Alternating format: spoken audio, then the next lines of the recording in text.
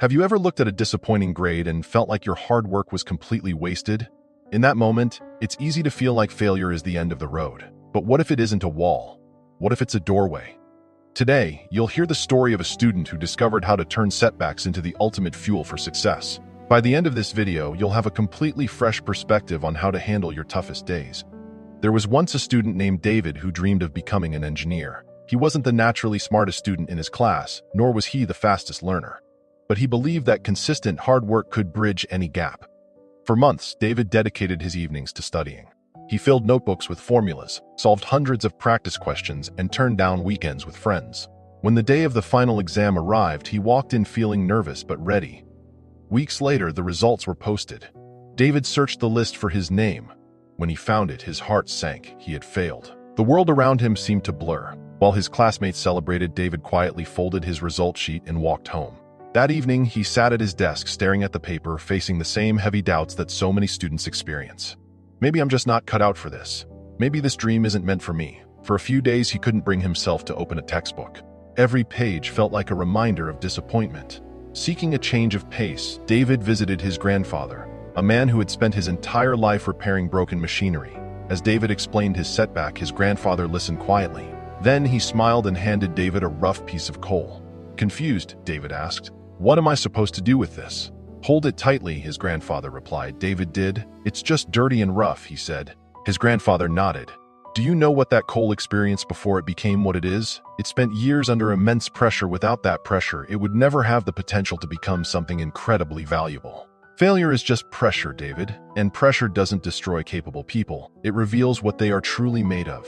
Those words shifted something inside David. That night, instead of hiding his failed exam paper, he pinned it right above his study desk.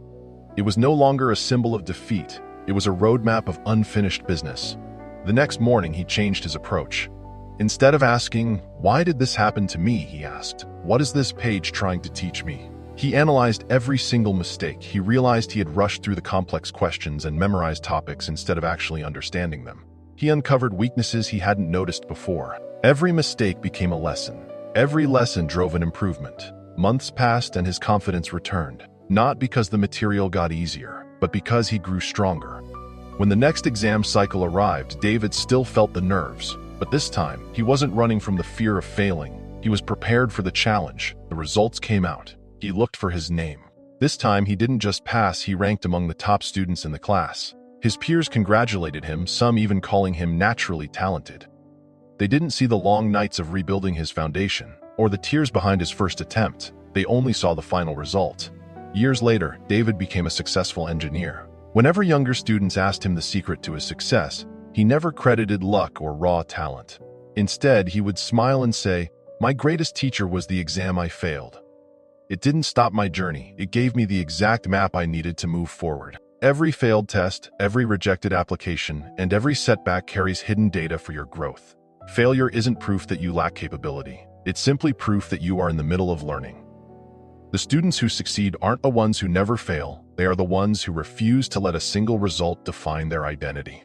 They use disappointment as fuel. They turn mistakes into strategy and transform obstacles into stepping stones. Remember, success doesn't belong to the person who never falls. It belongs to the person who gets up every single time. If you're struggling with your studies today, if your grades aren't reflecting your effort, or if you feel like giving up, remember that this difficult chapter is not the end of your story. Your current results are just a snapshot of today, not a prediction of your future. Every successful person has chapters in their past they don't like to read aloud. The difference is they kept turning the pages. Take a deep breath, reset your strategy, learn from the mistakes, and stay consistent. One day, the setback that is testing your patience today will be the exact story you use to inspire someone else tomorrow. Failure is not the end. It helps you move forward and reach your goals.